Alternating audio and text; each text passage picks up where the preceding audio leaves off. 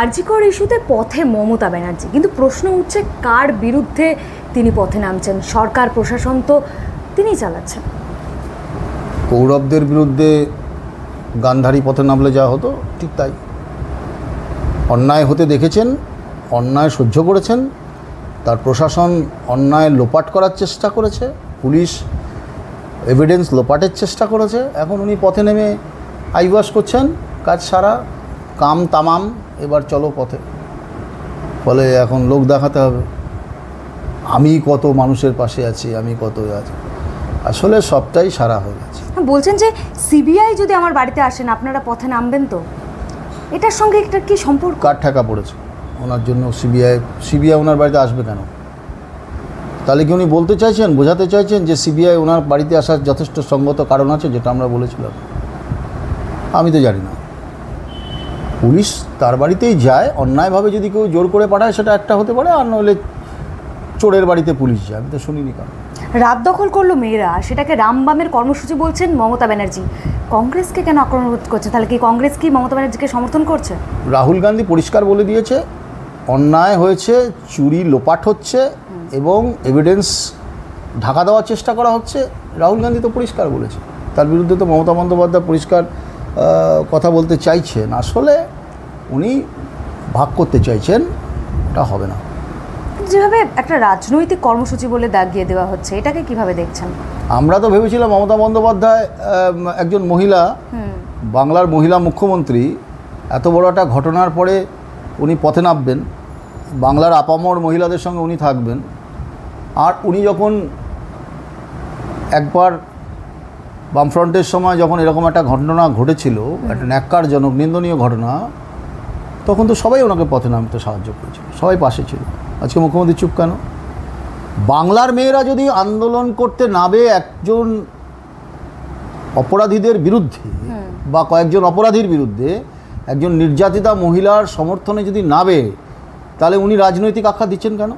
তাহলে কি উনি অপরাধীদের সমর্থন করছেন? তাহলে তৃণমূল দলের এত গাত্রদাহ হচ্ছে কেন? তাহলে কি তৃণমূল দল চায় যে অপরাধীদের বিরুদ্ধে আন্দোলন হবে না, বাংলার মেয়েরা আন্দোলন করবে না? এটা থেকেই পরিষ্কার যে উনি চোখ বন্ধ করেছিলেন। একটা কথা আছে না, অন্ধের নাগরী চৌপট রানী, এটা হচ্ছে পশ্চিমবাংলার অবস্থা। না, মমতা ব্যানার্জি বলছেন যে আমিও তো ফাঁসির দাবি করছি, কিন্তু ওরা যেভাবে বাংলাদেশের মতো ভাবছে সরকারটা ফেলে দেবে, আমি ক্ষমতার লোভ করি না। উনি ভয় পেয়েছেন। উনি আগে বলতেন না যে বাংলাদেশের কথা বলবেন না, বাংলাদেশের কথা কেউ উচ্চারণ করবেন না, কথা বলবেন না, উনিই বলছেন।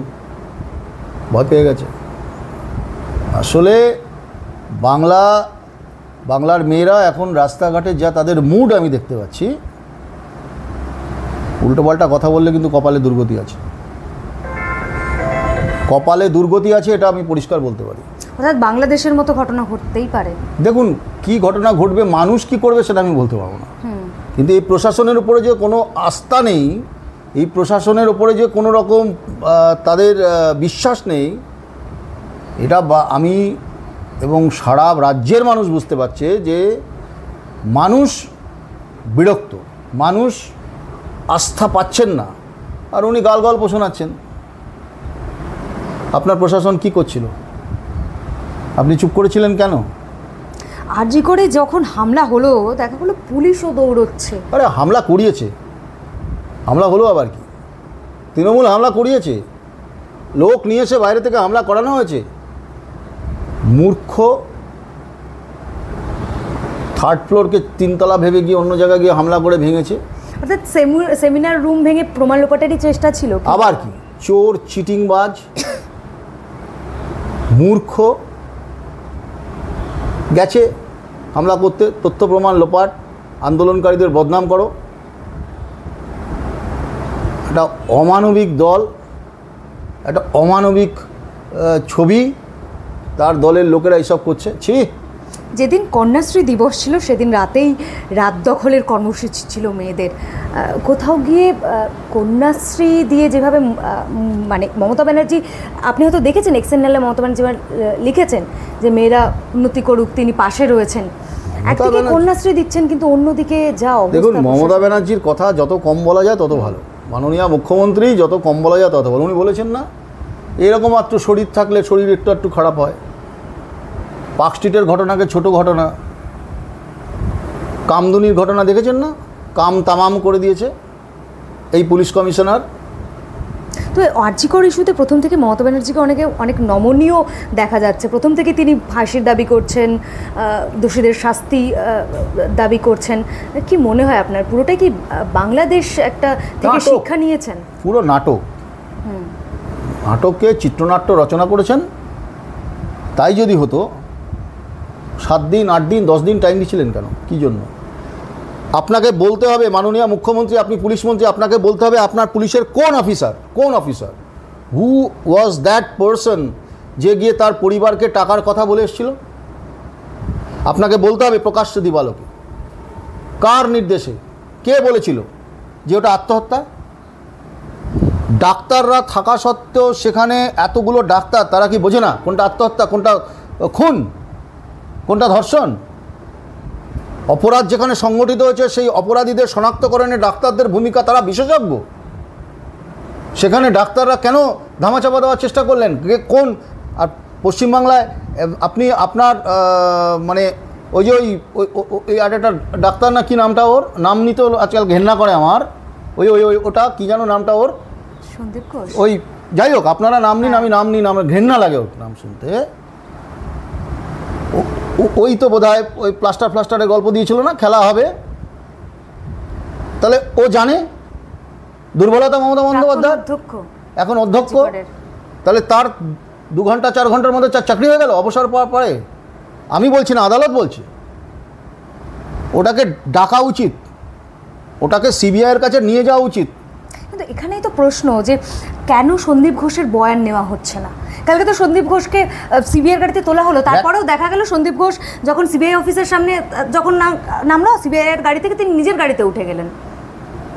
কত প্রভাবশালী হতে পারে এই খেলা হবের নায়ক তো আরেকজন, উনিও তো খেলা হবের নায়ক। সিবিআইকেও এরা কন্ট্রোল করে নিচ্ছে কি হচ্ছে? আমাদের দেখুন, সিবিআই বা যাই আনুন, ইন্টারপোল আনুন না, তারা তো তথ্যের ভিত্তিতে করবে। তা আমাদের খুব সন্দেহ আছে যে তথ্য কতটা আছে, তথ্য কতটা নেই। সন্দীপ ঘোষের তাহলে বয়ান কেন নেওয়া হচ্ছে না? সন্দীপ ঘোষকে কি হেফাজতে নেওয়া উচিত? কি একদম নেওয়া উচিত, একদম নেওয়া উচিত।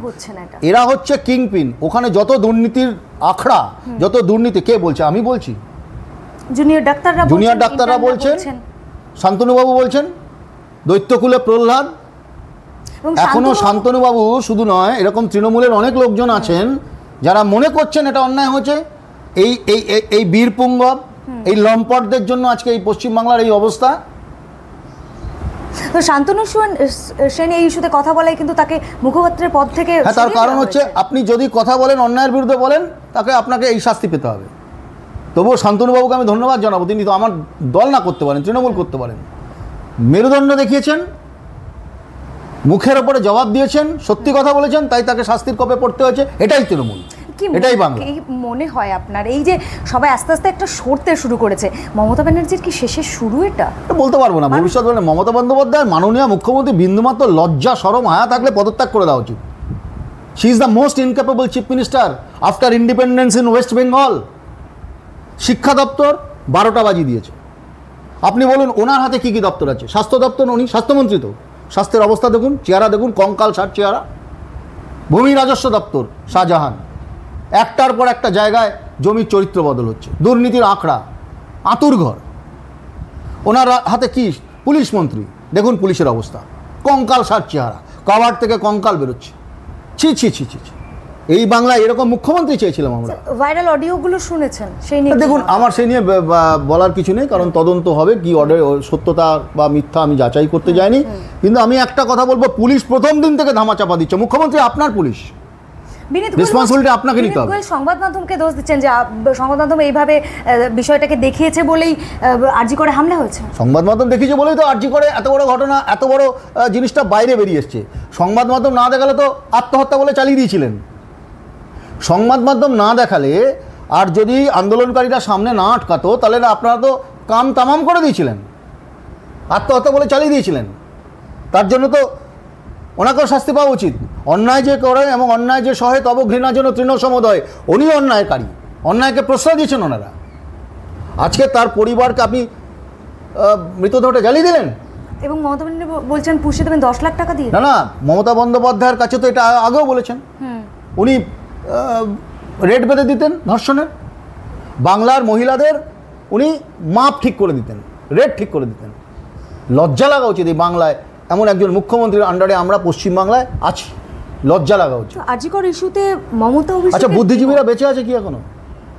রাস্তায় তো নামতে দেখলাম, দেখেছেন কয়েকজন আছেন, ওই কয়েকজনকে দেখা যায় তারা এখনো মেরুদণ্ড বিক্রি করেনি, আর বাকিরা তো সব ওই মানে ওই কি বলে আমরা যেন ফোনে রিচার্জ করি না, ফোনে রিচার্জ শুদ্ধ মহানায়ক সম্মান পেয়ে নচিকেতা, আমরা যে ফোনে রিচার্জ করি জানেন তো, রিচার্জ ভ্যালিডিটি শেষ হয়ে গেলে রিচার্জ করতে হয়, ওদের রিচার্জ হয়।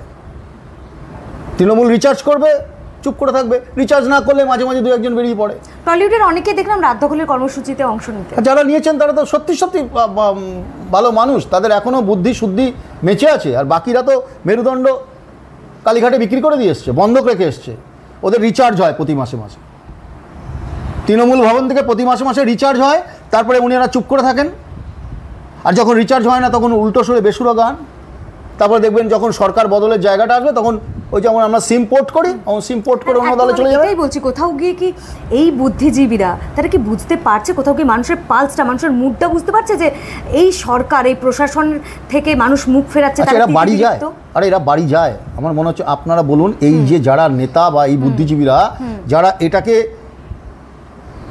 কলুষিত করার চেষ্টা করছেন বা যারা সমর্থন করছে না, তারা বাড়ি টাড়ি যায়। তাদের বাড়িতে স্ত্রী কন্যা পুত্র আছে বলে তো আমার বিশ্বাস হয়।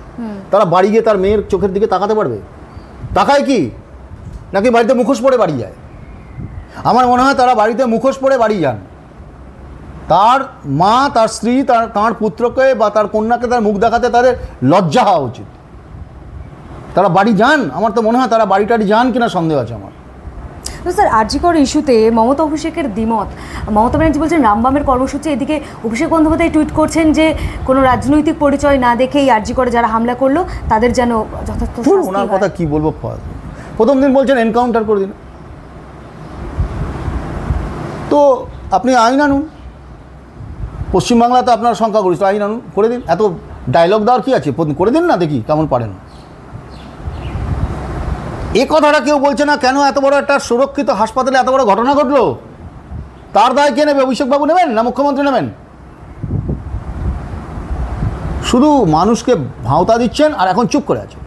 আচ্ছা, সন্দীপ ঘোষও তো তিনি পদত্যাগ করে বলেছিলেন যে অনেক বড় দুর্নীতি চলতো আগে আরজিকরে, তিনি চলে গেলে আবার সেগুলো শুরু হবে, তিনি সব কিছু নিয়ন্ত্রণে এনেছিলেন। আমি ওনার কথা শব্দ মুখে আনবো না, তার কারণ হচ্ছে আপনি যতই চেষ্টা করুন, ঘৃণিত জীব একজন। আমার মনে হয় আরজিকরে যে ঘটনা ঘটেছে সেই ঘটনার পেছনে যদি তদন্ত করে দেখা যায়, এই ঘুঘুর বাসার বাস্তু ঘুঘু হচ্ছে উনি, এই ঘুঘুর বাসার বাস্তু ঘুঘু উনি। তা নাহলে এত বড় কাণ্ড ঘটতে পারে না। ওখানে কিসের র্যাকেট চলতো আজকে আস্তে আস্তে রিভিল হচ্ছে। যেটা পুলিশের তদন্ত করে বলা উচিত সেটা আজকে আস্তে আস্তে সামনে আসছে। মাননীয় মুখ্যমন্ত্রী মৃতদেহের ওপর আতর ছড়িয়েছে, দুর্গন্ধ ঢাকার চেষ্টা করছেন। এই বাংলায় দুর্নীতি, চুরি, লুটপাট ছিল, কিন্তু মহিলা সম্ভ্রমের উপরে উনি এই যে আতর ছড়াচ্ছেন, তার থেকে দুর্গন্ধ বেরোচ্ছে, দুর্গন্ধ চাপা দেওয়া যাচ্ছে না। এই মুখ্যমন্ত্রীর অবিলম্বে পদত্যাগ করে দেওয়া উচিত। তৃণমূল দাবি করছে, কুণাল ঘোষেরা দাবি করছে যে কিন্তু এটার সুযোগ নিয়ে ঘোলা জলে মাছ ধরতে চাইছে বিরোধীরা, তারা রাজনীতি করতে চাইছে। আদৌ তারা এই মানে দোষের শাস্তি তারা চায়? আমি তো বলছি কুণালবাবুদের জিজ্ঞাসা করবেন সংবাদ মাধ্যমে, মানে আমি বিনয়ের সঙ্গে জিজ্ঞাসা করি, কুণালবাবুরা বাড়ি টাড়ি যান তো? কুণালবাবু এই কথাটা ওনার স্ত্রীর সামনে বলতে পারবেন? কুণালবাবু মহিলাদের রাত দখলকে তো নাটক বলেছেন। কুণালবাবু এই কথাটা ওনার স্ত্রীর সামনে বলতে পারবেন? ওনার আত্মীয় স্বজন যারা বাড়ির লোকজন আছে তার সামনে বলতে পারবেন? কুণালবাবু জনসমক্ষে আসলে কি বলুন তো, এই যে কথাগুলো বলে নাম্বার বাড়াচ্ছেন।